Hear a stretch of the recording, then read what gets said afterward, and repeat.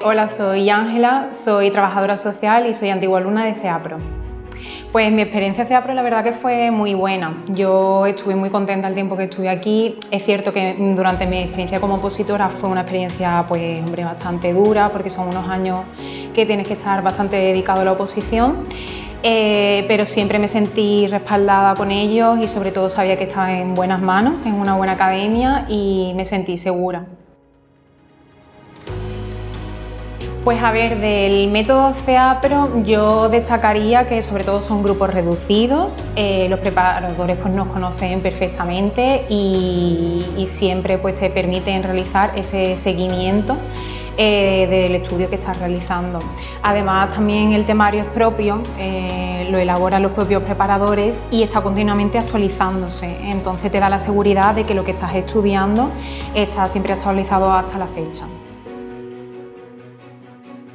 A ver, el día de las pruebas es cierto que para el primer examen que estaba compuesto por un tipo test y un caso práctico sí me encontraba bastante nerviosa porque sí era mi primer contacto con un examen de oposición como ese.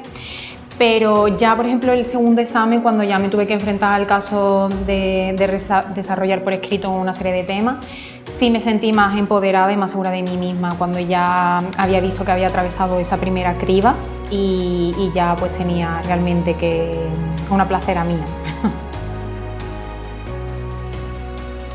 A mi yo opositor lo que le diría es que no haga anticipaciones catastróficas. Al final, cuando estás sometido a un nivel tan alto de ansiedad y depresión, siempre tendemos a pensar que todo lo malo nos va a pasar a nosotros y te sientes muy chiquitito. Entonces, al final es importante durante este proceso ser consciente de todo lo que estás trabajando y el tiempo que le estás dedicando y empoderarte a ti mismo.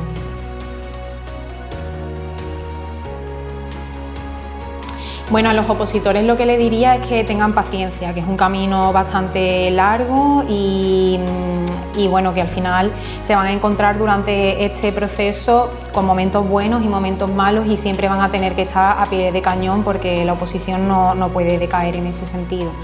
Entonces, sobre todo eso, la paciencia, que es un momento en el que tienen que estar bastante sacrificados, siempre conscientes y encaminados hacia el objetivo, pero bueno, que al final todo llega y sobre todo eso, que tengan paciencia. Bueno, y además también decirles que no se comparen con nadie. Al final cada persona lleva sus ritmos y sus tiempos y no todo el mundo tiene las mismas responsabilidades familiares, que compaginarlo con trabajo o dedicarse de forma plena al estudio. Entonces, que cada uno siga sus ritmos y siempre visualizando el objetivo que quieren conseguir. Bueno, pues mi rutina como opositora, la verdad, durante esa época yo no estuve trabajando y pude dedicarme plenamente al estudio de la oposición. Lo que sé que, bueno, al final no todo el mundo tiene esas ventajas.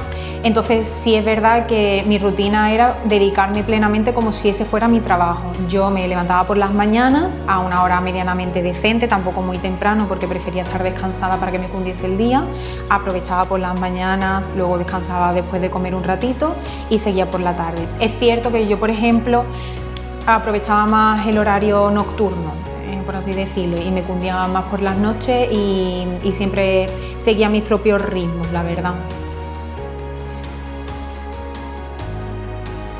Bueno, pues en mi método de estudio lo que integré sobre todo era la importancia de dedicarme tiempo a descansar, porque si no las horas realmente en las que tienes que estar estudiando no te cunden igual. Entonces sí es verdad que adopté esa rutina de por lo menos un día a la semana había que dedicarlo a descansar y desconectar. También introduje el deporte para poder desconectar al final de mi jornada de estudio.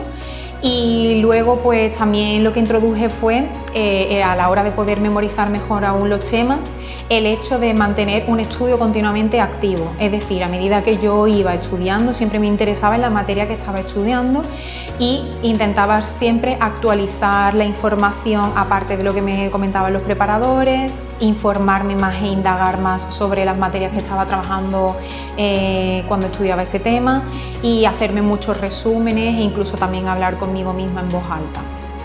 Bueno, pues yo ya para concluir comentar que yo le deseo mucho ánimo a los opositores que estén pasando ahora mismo por esta etapa de su vida. Al final esto es un camino largo y duro, pero finalmente está dicho y comprobado que se consigue, y sobre todo desearles mucho ánimo hasta el final.